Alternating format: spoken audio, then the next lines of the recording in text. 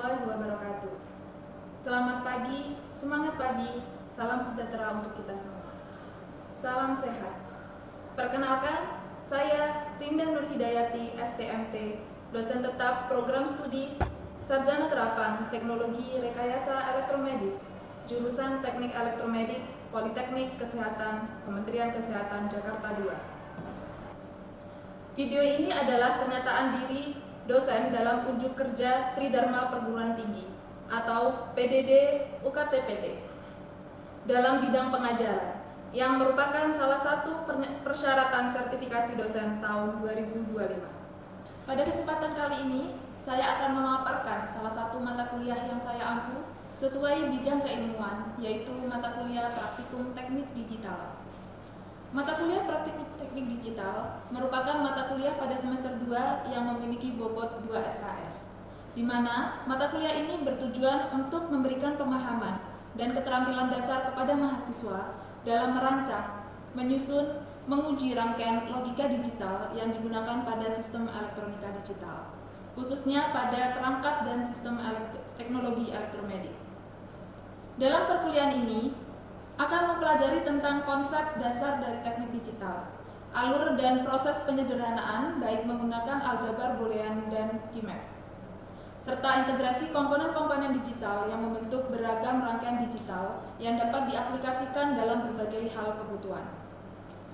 Pada perkuliahan ini, mahasiswa juga dituntut untuk familiar dengan beragam software pembantu seperti Electronic Workbench ataupun Proteus, guna memperkenalkan mahasiswa terhadap penggunaan software selain praktikum yang dilakukan dengan perangkat keras. Referensi yang dapat digunakan dalam mata kuliah ini yaitu buku Teknik Digital karya Wijaya Wijanarka, buku Dasar Teknik Digital karya Ahmad Yani ST, MT, dan Insinyur Junaidi, MT, serta modul praktikum perkuliahan Teknik Digital jurusan Teknik Elektromedik Poltekkes Kemenkes Jakarta II yang disusun oleh dosen pengampu mata kuliah tersebut. Adapun capaian pembelajaran lulusan yang dibebankan pada mata kuliah ini yaitu yang pertama, CPL 1, lulusan mampu menerapkan konsep-konsep matematika, fisika, kimia, dan anatomi fisiologi yang diperlukan untuk menyelesaikan masalah operasional peralatan elektromedis berbasis pada aturan dan baku mutu. CPL yang kedua, mampu mengidentifikasi masalah, menganalisis data, serta menemukan solusi dengan menerapkan kaidah persyaratan teknis berdasarkan prosedur penyelesaian masalah, regulasi, dan etika profesi bidang peralatan elektromedis. CPL yang ketiga, mampu memanfaatkan teknologi mikroprosesor tingkat lanjut dan sistem kendali sederhana dengan menerapkan teori kontrol serta aplikasinya dalam perbaikan peralatan elektromedis berdasar pada aturan, referensi, dan standar baku mutu alat medis. Capaian pembelajaran yang diharapkan antara lain CPMK 1 memahami prinsip dasar gerbang logika dan rangkaian digital sederhana. CPMK 2 melakukan analisis dan perancangan rangkaian dasar digital. CPMK 3 menggunakan alat ukur dan simulator dalam pengujian rangkaian digital. Dan CPMK 4 mengembangkan keterampilan dalam perakitan dan troubleshooting rangkaian digital. Pada kesempatan ini, saya akan menjelaskan proses pembelajaran yang saya laksanakan berdasarkan pendekatan Delivery, Interaction, and Assessment atau biasa disebut dengan DIA. Pendekatan ini merupakan kerangka penting dalam memastikan bahwa proses belajar tidak hanya berpusat pada penyampaian materi, tetapi juga menekankan keterlibatan aktif mahasiswa dan sistem evaluasi yang terstruktur. Dalam mata kuliah ini, saya menggunakan prinsip delivery yang merupakan kombinasi antara ceramah interaktif, diskusi, demonstrasi, dan pemanfaatan media digital. Materi pembelajaran dapat dilihat pada platform Sevima ataupun LMS Google Scholar, serta didukung oleh penggunaan software simulasi Electronic Workbench maupun Proteus. Sedangkan interaksi pada mata perkuliahan ini adalah model pembelajaran yang melibatkan komunikasi dua arah dosen dan mahasiswa. Pembelajaran berupa demonstrasi, praktikum, dan diskusi maupun tanya jawab. Interaksi dibangun secara aktif, baik sinkron, tatap muka ataupun WA Group, maupun asinkron melalui forum Google Classroom. Pelaksanaan praktikum teknik digital yaitu dilaksanakan pada kelas kecil yang terdiri dari 10 hingga 15 mahasiswa, di mana akan dibagi menjadi beberapa kelompok. Pada kegiatan praktikum, setiap kelompok akan melakukan praktikum sesuai dengan lembar kerja praktikum dan terlibat langsung dalam praktikum, mulai dari merangkai, pengukuran, analisis, dan pelaporan. Adanya kelompok tersebut akan memberikan suasana diskusi dan kerjasama yang interaktif maupun kolaboratif. Saya sebagai dosen juga akan memberikan umpan balik langsung terhadap tugas dan respon mahasiswa, sehingga interaksi tidak bersifat satu arah tetapi dua arah dan bersifat membangun. Asesmen akan dilakukan untuk mengevaluasi hasil belajar mahasiswa secara formatif dan sumatif. Saya menggunakan berbagai bentuk penilaian formatif seperti refleksi mingguan dan tugas pendahuluan sebelum dilakukan praktikum berikutnya. Sumatif berupa praktikum dan laporan praktikum, ujian tengah semester, dan proyek akhir disertai dengan presentasi. Penilaian pada mata kuliah ini meliputi 5% kehadiran, 5% keaktifan dalam kelas, 25% tugas pendahuluan, praktikum, dan laporan, 30% ujian tengah semester, dan 35% proyek akhir dan presentasi. Bagi mahasiswa, dokumen RPS, kontrak kuliah, resensi mahasiswa, dan materi pembelajaran dapat diakses pada platform Sistem Informasi Akademik Poltekkes Kemenkes Jakarta II melalui Sevima ataupun Edlink. Dan berikut adalah cuplikan video pembelajaran pada mata kuliah Teknik Digital pertemuan ketiga, yaitu Gerbang Logika Dasar. Bismillahirrahmanirrahim. Assalamualaikum warahmatullahi wabarakatuh. Waalaikumsalam warahmatullahi wabarakatuh. Selamat pagi, salam sejahtera untuk kita semua. Hari ini kembali bertemu di pertemuan ketiga untuk kelas praktikum teknik digital. Sebelum kita mulai, kita berdoa terlebih dahulu. Berdoa akan saya pimpin menurut ajaran dan kepercayaan masing-masing. Berdoa mulai. Berdoa selesai. Baik, sebelum kita mulai, kita absensi terlebih dahulu. Seperti yang sudah saya jelaskan sebelumnya, bahwa untuk absensi ini mempengaruhi nilai dan absensi dilakukan di platform Sevima, sehingga kalian bisa mengakses di Edlink maupun di Siakat Club kalian. Oke, untuk kelas hari ini hadir semua. Kita akan mulai perkuliahan hari ini untuk praktikum teknik digital, yang dimana untuk praktikum sebenarnya kalian bisa langsung mulai praktikum. Akan tetapi saya akan mulai dengan teori yang sudah dijelaskan juga di kelas teori teknik digital. Ya. Saya izin untuk berdiri. Jadi hari ini kita mulai dengan praktikum teknik digital untuk pertemuan ketiga, yaitu mengenai gerbang logika. Okay. Kemampuan yang diharapkan untuk praktikum teknik digital dengan materi gerbang logika adalah yang pertama, memahami karakter dan bentuk gelombang digital. Kemudian yang kedua, mahasiswa mampu memahami karakter dan prinsip kerja dari gerbang logika dasar, yaitu gerbang AND, OR, dan NOT.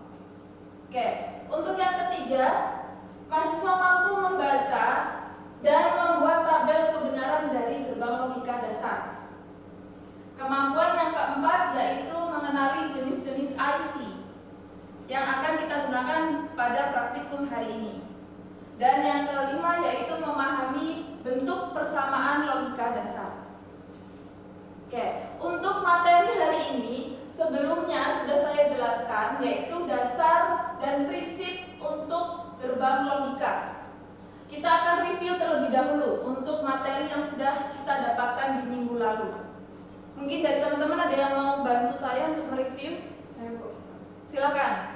Untuk minggu lalu itu ada kita belajar bilangan desimal, bilangan biner, oktal, dan juga heksadesimal. Dimana bilangan desimal itu basisnya 10, bilangan biner basisnya 2, bilangan oktal basisnya 8, dan bilangan hexadesimal basisnya adalah 16. Oke, baik, terima kasih. Nah, bilangan-bilangan itu dari 4 bilangan, kemudian basis bilangan, kemudian aritmatika bilangan itu harus menjadi dasar yang kita harus ingat dan pahami sebelum kita nanti melakukan proses praktikum selanjutnya.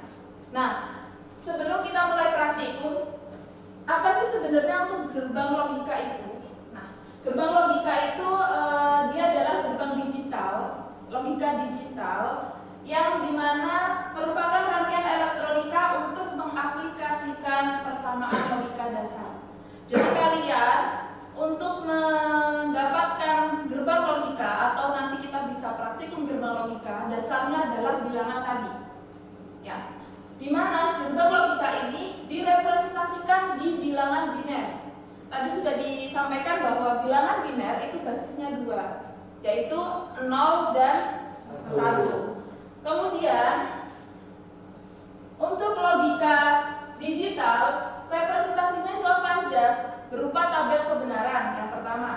Yang kedua bisa berupa ekspresi boolean atau aljabar boolean.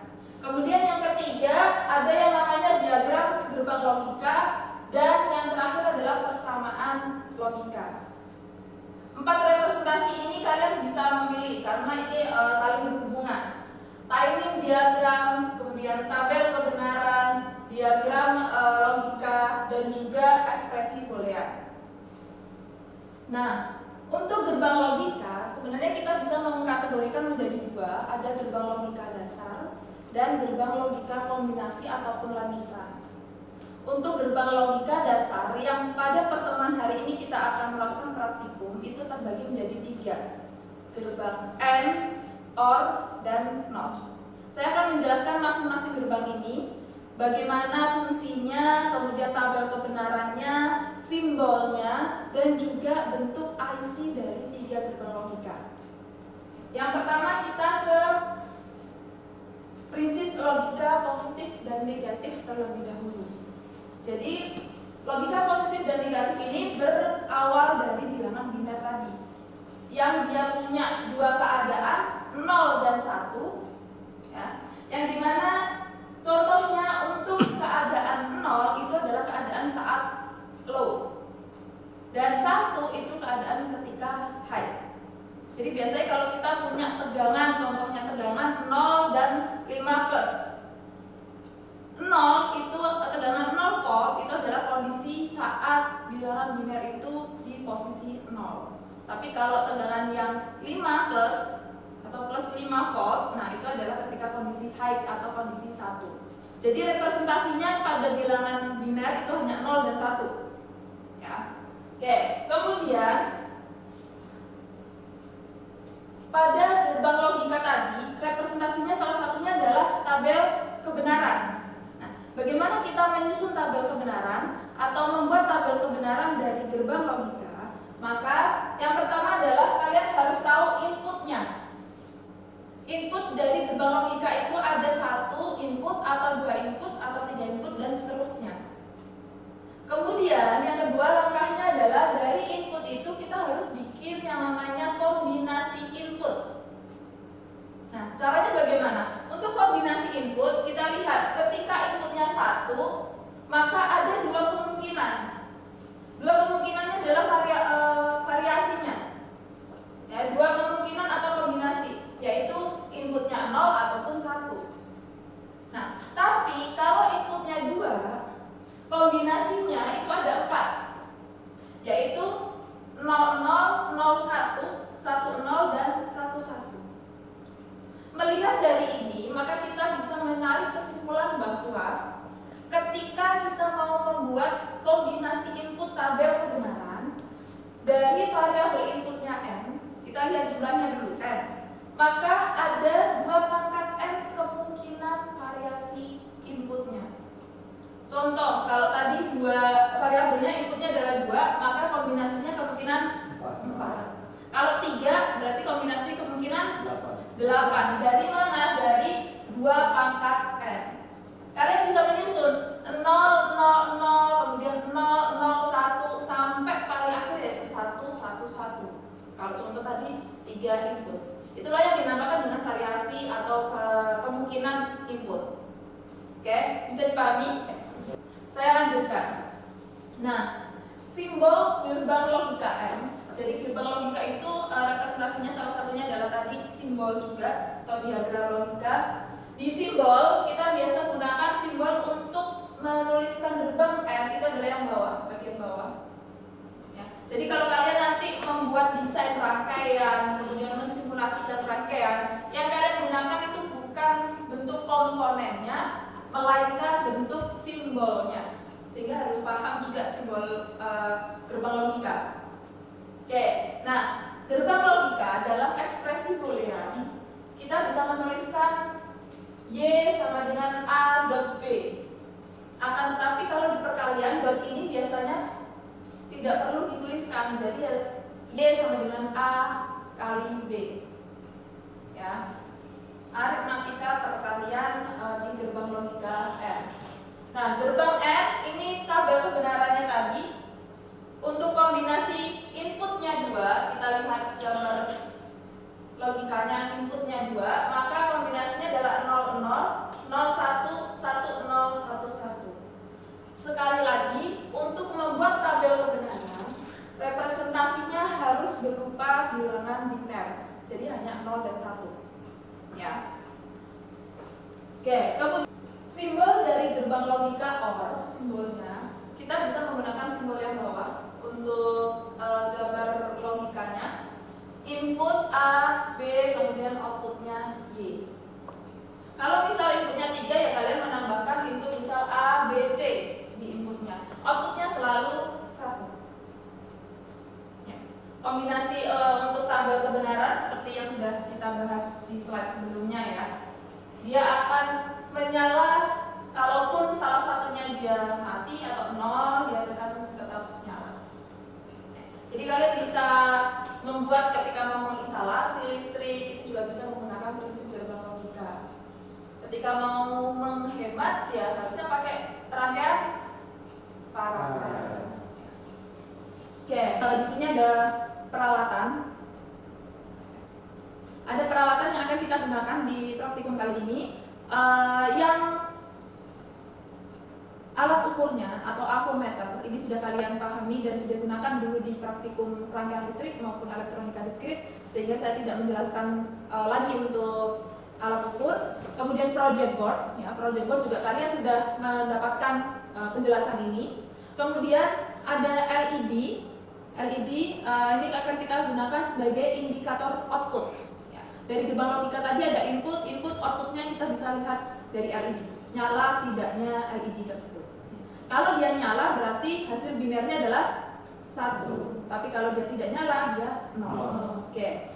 Nah, kemudian di sini ada IC. Nah, IC ini mungkin yang baru bagi kalian. Saya nanti akan jelaskan IC.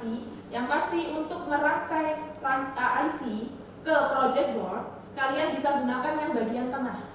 Ya. Jangan digunakan bagian atas atau bawah karena dia tidak akan akomodir yang bagian badan IC-nya ini. Jadi silakan bisa digunakan di tengah. Oke. Kemudian untuk memulai praktikum nanti kalian bisa mengambil peralatan setelah saya menjelaskan lembar kerja praktikum. Oke. Mungkin bisa dibuka salah satu dari kelompoknya ya, untuk tidak masalah menggunakan HP untuk membuka lembar kerja sambil saya menjelaskan lembar. Oke, sudah semua? Oke, untuk praktikum yang pertama, saya sambil berdiri lagi. Untuk praktikum yang pertama nanti kita akan melakukan praktikum gerbang logika N terlebih dahulu. Ya. Di lembar kerja tersebut sudah ada tujuannya, kemudian peralatan dan komponen, kemudian langkah praktikum, dan juga ada hasil praktikum. Ya. Di kelas ini kalian nanti akan melakukan praktikum dan juga troubleshoot hasil praktikum, kemudian kita diskusi, dan nanti untuk laporan praktikum akan saya jelaskan di akhir sesi perkuliahan. Oke, untuk pertama adalah gerbang logika dasar. Tujuannya apa? Yang pertama, bagaimana kita mengetahui karakteristik dari gerbang logika. Yang kedua, sudah saya sampaikan minggu lalu bahwa sebelum mulai praktikum kita harus tahu mensimulasikan praktikum tersebut. Supaya apa? Supaya kalian ada gambaran. Sebelum masuk kelas, kalian sudah belajar terlebih dahulu melalui simulasi. Nah, kemudian, yang ketiga adalah bentuk keluaran dari gerbang logika atau bentuk outputnya. Untuk simulasi, kalian bisa menggunakan EWB kemarin, bisa menggunakan Proteus, ya terserah kelompoknya masing-masing karena dua software tersebut salah satu software yang sebagai alat bantu untuk praktikum. Ya. Oke, saya jelaskan. Komponennya tadi sudah saya kasih tahu ada project board, kemudian kalian pakai catu daya yang ada di bagian meja, ya. Kita pakai yang 5 volt, kemudian plus minusnya kita menggunakan yang plus adalah warna merah dan yang negatif warna hitam. Oke, nah nanti untuk menyalakan minta tolong kalau yang di deret sebelah sini ada di bagian ya itu, kemudian yang untuk deret ini ada di ujung. Ya nanti bisa dinyalakan ketika mulai praktikum. Oke, kemudian ada IC. Nah, untuk IC ada yang ingin kepanjangan IC? Integrated Circuit. Nah, IC ini atau komponen IC ini ada di bagian badan IC itu ada yang namanya kodenya ini. Nah, kode-kode ini tiap gerbang logika berbeda. Contoh tadi kita mau praktikum gerbang logika N. Untuk gerbang logika N, 2 input dan 3 input pun tipenya berbeda. Kalau untuk 2 input dia di 7408. N2 input ini, N2 input di 7408. Kemudian di not 7404. Jadi kalian untuk membacanya memudahkannya LS-nya dihilangkan terlebih dahulu ya, jadi bacanya angkanya saja. Kemudian di OR ada 7432. Nah, setiap IC itu punya karakteristik dalam IC-nya. Atau kalau mudahnya dia punya spesifikasi IC. Kita lihat untuk karakteristiknya. Jadi kita mulai dari gerbang logika M terlebih dahulu, gerbang logika NOT terlebih dahulu, ya. Yang dimaksud dengan karakteristik atau dalam IC-nya adalah yang gambar ini. Ya. Di sini IC ini ada 14 pin. Ya, ada 14 pin. Nah, 14 pin itu kalau kalian bacanya dari mana? Karena nggak ada tulisannya pinnya 1 sampai 14. Bacanya adalah di IC, badan IC itu ada tanda seperti setengah lingkaran. Nah, itu sebagai patokan kita membaca. Karena biasanya kita membaca kan dari kiri ke kanan. Ya udah, itu letakkan yang setengah lingkaran di bagian kiri. Baru kita baca. Nah, pembacaannya mulai dari bawah 1, pin 1 sampai ke 7, kemudian ke atas 8 sampai ke 14. Itu konfigurasi pin IC. Kemudian untuk IC di 7404 gerbang logika NOT, ya. Karakteristiknya ini digunakan simbol NOT. Maksudnya adalah ketika di pin 1 dan 2 dengan gambar ini, maka kalian bisa baca bahwa inputnya ada di pin 1, outputnya ada di pin 2. Begitupun seterusnya. Begitupun dengan yang bagian atas. Nah, biasanya sedikit terkecoh. Kalau bagian atas kombinasi 8 9, bukan berarti 8-nya sebagai input, tapi kalian harus lihat gambarnya. Ternyata inputnya ada di 9, outputnya di 8, sesuai dengan kombinasi inputnya. Oke, kita akan coba praktikum di gerbang NOT terlebih dahulu. Ya. Sekarang bisa diambil peralatan praktikumnya, mungkin perwakilan dari kelompok 1 persatu.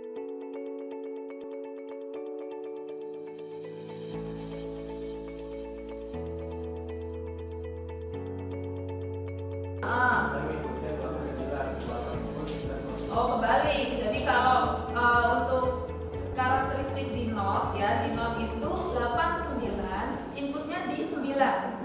Outputnya di 8. Ya, gitu. Kemudian dari output kamu hubungkan kemana? Ke LED. LED positif apa negatif? Positif. Kemudian LED negatifnya ke ground. Ya, betul. Kayak gitu ya. Nanti tinggal mengkombinasikan inputnya 0 dan inputnya 1. Sudah mengkombinasikannya? Sudah. Sudah ya? Oke. Sudah berhasil akhirnya? Sudah. Oke. Nah, kalau sudah, kita tolong diperhatikan lagi ke depan. Kalau sudah, yang kalian dapatkan dari hasil praktikum, ya, kalian nanti dituliskan dalam bentuk laporan. Nah, laporan sesuai dengan kesepakatan kita bahwa laporan di masing-masing ya secara kelompok, dan pengumpulannya adalah minggu depan sebelum kita melakukan praktikum selanjutnya. Ya. Laporan bentuknya soft copy saja, kemudian nanti di link Google Drive ya saya akan bagikan linknya ke penanggung jawab kelas, kemudian kalian bisa masukkan perwakilan kelompok saja. Oke ya, yang perlu diisi atau yang perlu dikerjakan adalah yang pertama tadi hasil simulasi kalian.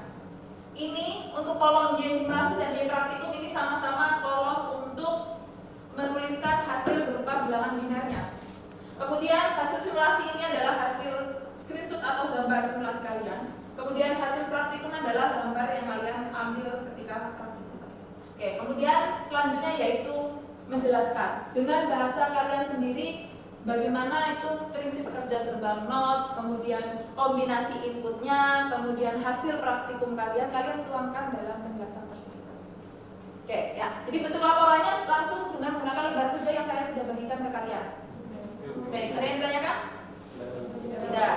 Oke, nah selanjutnya selalu yang sudah kita bahas dan kesepakati sebelumnya, ketika selesai perkuliahan hari ini, kemudian praktikum, kemudian penyusunan laporan, kita selalu ada yang namanya penugasan. Penugasan ini atau tugas pendahuluan untuk praktikum berikutnya. Jadi praktikum berikutnya kita langsung melanjutkan apa? Praktikum gerbang logika N. Ya, gerbang logika N. Praktikum ini kalian baca terlebih dahulu lembar kerja praktikumnya karena kan sudah disampaikan, sudah diberikan di sebelumnya. Nah, kalau sudah, kalian lakukan simulasi terlebih dahulu. Kebetulan simulasi ini yang saya sampaikan di lembar kerja itu menggunakan EWB, Electronic Workbench. Tapi kalian bisa menggunakan Proteus ataupun software lainnya yang mendukung. Ya. Nah, kalian lakukan simulasi, kalian pelajari karakteristiknya, kemudian diisikan dalam tabel kebenaran atau hasil di lembar kerja tersebut.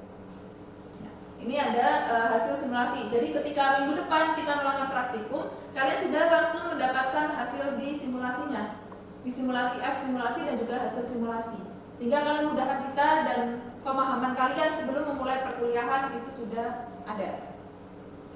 Oke? Baik. Ada yang ditanyakan? Cukup jelas untuk perkuliahan kita hari ini? Jelas. Baik.